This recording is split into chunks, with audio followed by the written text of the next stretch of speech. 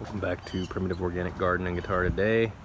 I know I'm weeks behind on both garden and guitar updates. The citrus seem to be a little slow this year, not sure why. Usually these would be about tennis ball size by now and just not ripe yet. This particular citrus tends to become ripe between Thanksgiving and Christmas. This is my largest, oldest citrus tree, the one I have to get on the roof to pick. I think the record on this tree was 272 fruits one year. This thing's a little bit out of control.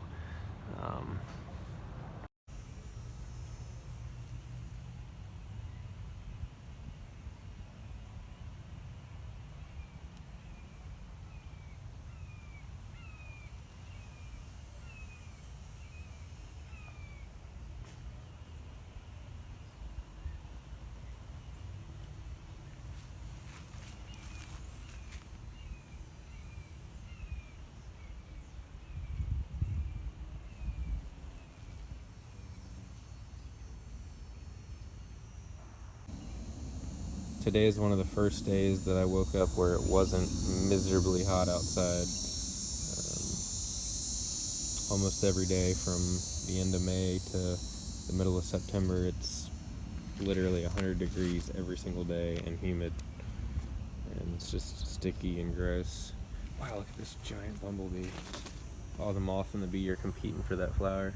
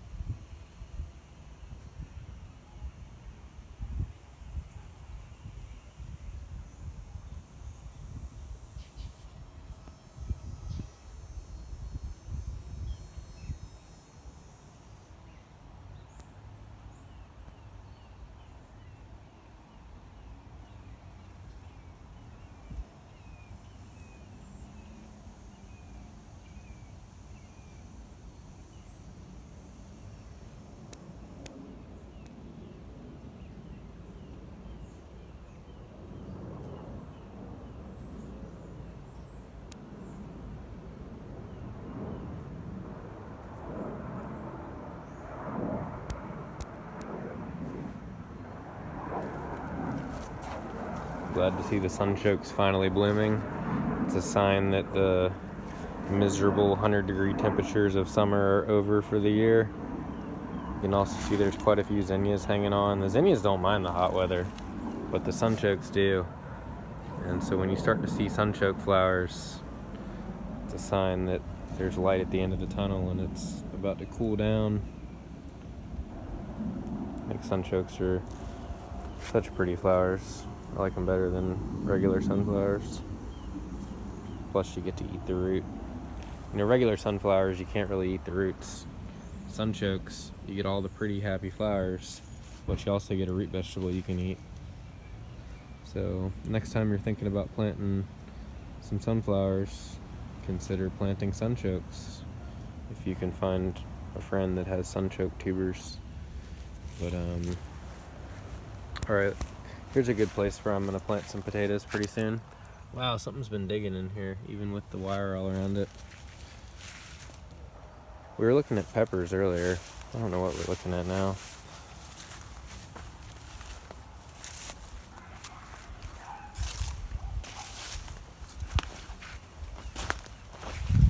Lots of giant okra trees. Danny boy! Go back to Primitive Organic Garden Guitar. It's been like 3 weeks since I filmed a video. I'm about done with this corn. I think I'm gonna chop all this corn down today and plant some potatoes. I'm not even really sure if the ears are completely formed, but we don't really have time for that now because I think we're gonna get an early frost this year. Winter is coming. I need to plant potatoes. I think this is the garden accomplishment that I am most proud of. This is my first year really growing potatoes, and you know, I bought regular seed potatoes at the hardware store back in February or March and planted them and got a pretty good crop around, you know, late April, May. Harvested quite a lot of potatoes. I was really surprised. Potatoes are tough to do here because we go from freezing cold to 100 degrees in like 60 days. You know, in the middle of March, we can still have temperatures below 30. And by the end of April, it's 100 degrees. Potatoes don't like that. But I put all my potatoes that I was gonna try to save for fall in a box and covered it so it'd stay dark, and put the box in front of the air conditioner, the window air conditioning unit. That's how I dry all my stuff. I got all these shishito pepper seeds for next year. Got all this okra seed drying. But this is how I do my, got garlic, some ginger root that I grew in here sprouting. Yeah, anything I'm trying to keep from spring till fall that's vegetatively propagated, I put in front of the air conditioner. And even though these potatoes were in the dark and in front of cool air, they still did sprout. But had I not put them in front of the air conditioner in the dark, they would have rotted or sprouted a lot sooner. You know, most of the summer the house is 85 degrees and humid, so putting these in front of the air conditioner was definitely the way to go. Each potato only made one sprout, which I find interesting. A lot of times, you know, you get 4 or 5 eyes that sprout and people cut them up. I never cut my potatoes. It's called chitting. I never cut them. I always just plant the whole potato, because the area that I live in is so wet that if you cut them, a lot of times you'll end up with fungal diseases. So I don't ever cut them. I plant them whole. But when you plant them whole, some people will say you don't get as large of a crop. I don't know if that's true or not. I think you get an earlier crop when you plant them whole. It seems like the plants make more smaller potatoes faster when you plant them whole. But then again, with each one of these only sprouting 1 eye apiece, we'll see. But yeah, they're so firm. Like, you could eat these if you wanted to. I harvested them in May, and it's now almost October, and these are still firm, tough, which is really wild to think about, that I was able to store these for that long. And that's quite a few months. And, you know, every day here it's 100 degrees and 100% humidity, and these potatoes didn't rot all summer because they were in front of the air conditioner. But anyway, now I'm about to plant them. I'm gonna chop down some of this corn. I also got this massive 40-gallon tree planter that I think would be perfect for doing some potatoes. I don't know why I planted corn. I feel like it's just one of those things where I want control over the agro ecosystem. Corn is a silly thing for a home gardener with limited space to plant. I only have about 1/4 of an acre, and I don't even have a tractor, so the idea of me planting corn really doesn't make any sense. You gotta have large blocks of corn to get sufficient pollination, and a handful of plants just doesn't do it. But I think I just wanted to prove to the rats that kept eating all my corn seeds that I could persevere despite their attempts to destroy my corn. Anyway, we have an early frost coming this year, and a lot of potato varieties are at least, 70, 80, 90 days, especially with declining photo period. It's going to be even longer, and we might have a frost come the middle of November this year, and it's already beginning of October almost, so that only leaves me not even 60 days really. So I don't know why I'm planting potatoes. It actually seems like a bad idea now that I've talked it through, but it's too late not to plant them, and I'm not about to save some of these till spring, so I'm just going to go ahead and plant them, and if the foliage dies, you know, come late November, I might just let the tubers sit in the soil so they can re-sprout in the spring. We'll see. But anyway, this is the end of the corn for the year, and I'm going to chop down the corn and actually use it as mulch for the potatoes. These are all the potatoes that I saved from the harvest back in like April and May. My first year really being able to not only grow a great potato crop, but also save potatoes from spring to plant in fall. I did red potatoes, Yukon Golds, and Adirondack Blues. And the red potatoes seem to grow the best, and also store the best, and sprout the best. So this is like a 40-gallon massive pot here. So I planted 3 potatoes in there, And you can see most of the pot isn't filled up yet. I'm gonna just add soil and manure and compost as the plants grow. That way I'm, burying them in a sense. Got some compost and manure, got some potting mix, some topsoil, some mushroom compost. But yeah, so that's the potatoes that I've been planting. Also got some in these fabric pots and some more in the backyard we'll look at in a minute. But yeah, we're about to do a quick little garden tour. Probably show you all some of the stuff in the front that's almost done for the year. The bell peppers. See, they did pretty well. I mean, the plants are... Each plant, I've probably gotten 10 or 12 bell peppers off this season. I come out here and probably pick 5 bell peppers a day. All different colors on the same plant, different stages of ripe. I mean, there's just so many bell peppers out here. It's unbelievable. And this is just the front yard. There's even more in the back. This cool little lizard on the okra.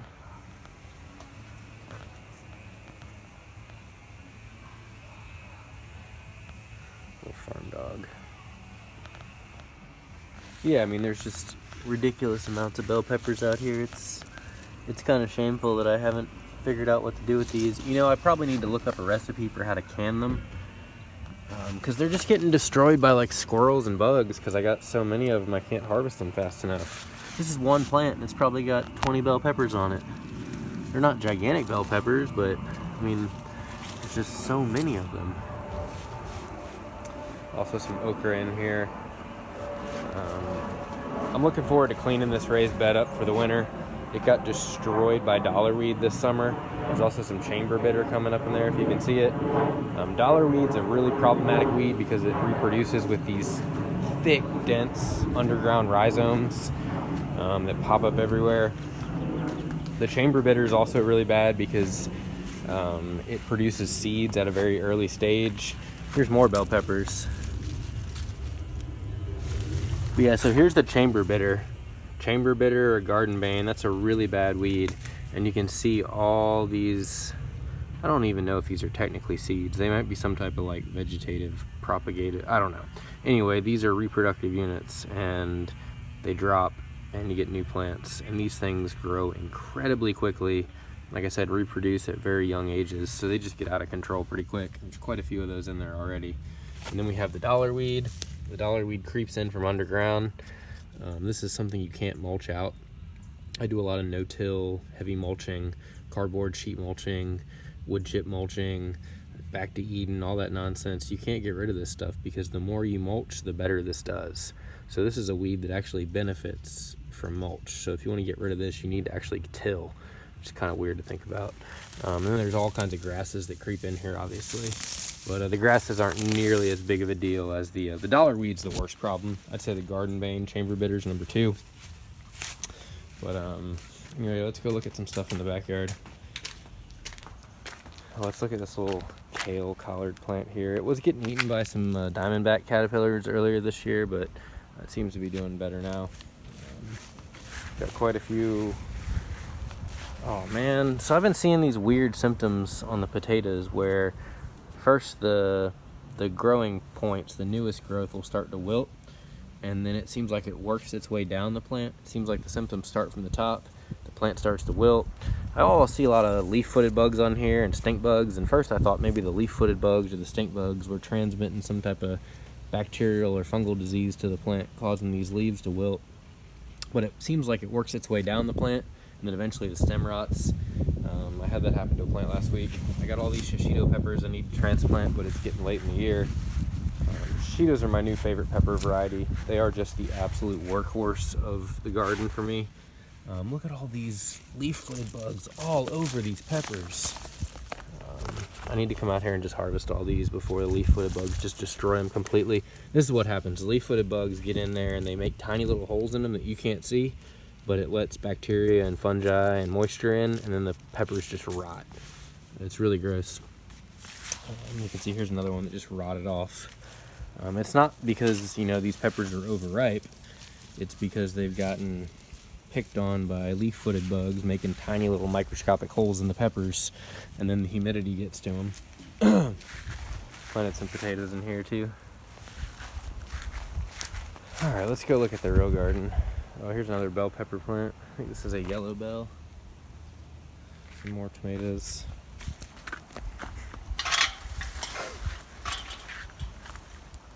We got lots of leeks in these pots where we had cucumbers this summer and dill. So I planted the cucumbers, the leeks, and the dill all at the same time. The cucumbers are now done for the year, and the leeks and the dill are now taken over. And that's a great way to do succession planting. You can do succession planting even in a container. You know, the cucumbers were going to grow really, really fast and produce a lot of cucumbers and then die. And the dill and the leeks have just been slowly just growing underneath them. And look how thick this dill is back here. And that's a ton of dill. I like to make dill pickled radishes in the winter. I do dill pickled cucumbers in the summer and dill pickled radishes in the winter. Sometimes I do dill pickled carrots in the winter too. What were we supposed to be looking at back here? We're gonna come back here. Oh, peppers. So the sunchokes have started blooming for the first time since the temperatures are starting to get cool. There's a crab spider in here. I can get a better picture of him. No, I can't seem to find him. Oh, there he is. Anyway, my orange tree, I haven't gotten a single orange off of it yet, but I sure hope to pretty soon. I mean, this orange is massive. This was supposed to be a lemon bush, but it turns out it's an orange tree. Oh, look at all the flowers. So these are not flowers I planted. These are all just volunteer zinnias. And the sunchokes. I feel like when sunchokes start to flower, that's a sign that the miserable summer temperatures are finally over. So many peppers out here. They keep getting eaten by stuff. Purple bells turning into red bells. Green bells turning into purple bells. Random radishes, more bell peppers. I mean, there's something keeps getting them though. See how this one's got a hole in it? That was a nice bell. Oh, I just leaked goo all over me. Ugh. Gross. I got all these bell peppers and shishito peppers. Honestly, more than I can keep up with. So I was thinking about maybe trying to can some of them. If anybody's got any experience canning peppers, that would be interesting. Please let me know. Like, I'm talking like pressure canning, you know, mason jars in the water. Because I can't eat all of these. And I thought about trying to ferment some, but last time I did that, they molded. But there's just so many bell peppers out here, and squirrels and stuff keep getting to them. I think this is the first year I've planted ridiculous amounts of peppers. I didn't really plant hardly any tomatoes this year, though. Yeah, I mean, the garden's just absolutely full of bell peppers, and a lot of them are just rotting and getting eaten by wildlife. So if y'all have any recipes for how I could make some like pepper, there's more. Everywhere I go, there's just peppers. Peppers everywhere. Like I said, half of them are just rotting off the plants. It's gross. More peppers.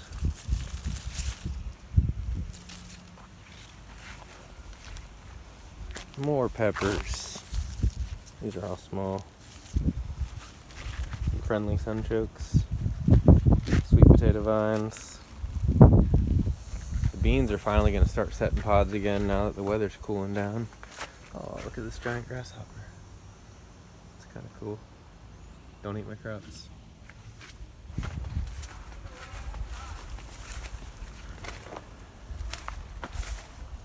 So I'm definitely planting potatoes in here. And I'll probably also try to plant a couple in here. Oh man, see, oh, that's a loquat seed. Never mind, I thought that was a potato. Just a loquat. I thought I might have planted a potato in here, but no, I don't see it. Oh look, more peppers, just what I need. Peppers. Peppers. Peppers. Peppers. Peppers.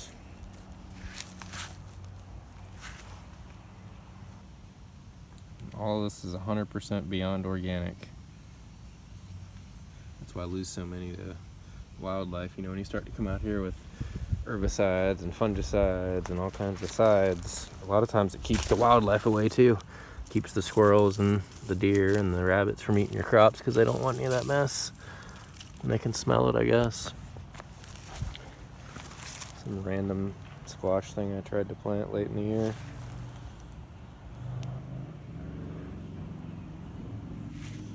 Could chop down these elephant ears for mulch.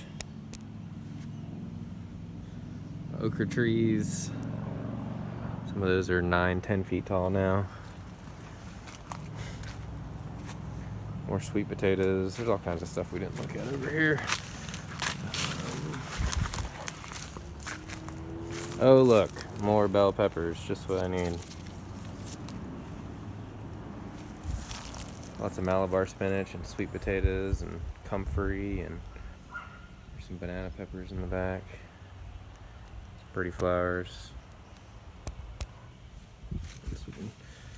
Oh look, more peppers.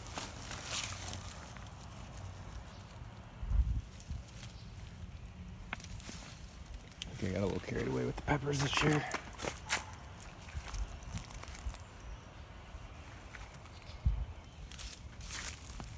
This is a pepper plant that hasn't really made any peppers yet this year. Just kind of chilling. It's got a couple on it. I got a lot of hybrids now between bells and shishitos. Here's some purple peppers. Yeah, I got quite a few hybrids because I just save seed every year and I grow all kinds of different varieties side by side and never even attempt to separate them. And so I've seen a couple that are, you know, shishito bell intermediates, and those are pretty cool. And then you get all these random ones. I don't know what's going on here. Kind of weird. Yeah, these things are strange. They're like cherry bell hybrids, and this one's got a shishito shape on the same plant, just a different branch of the bells.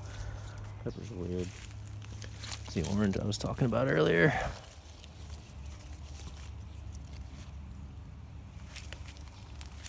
I don't want to disturb the spider, so I'm gonna go back the other way. Tangerines in there, all kinds of stuff. So many things to do, so little time. Got some cayennes back there I don't want to go scavenge for.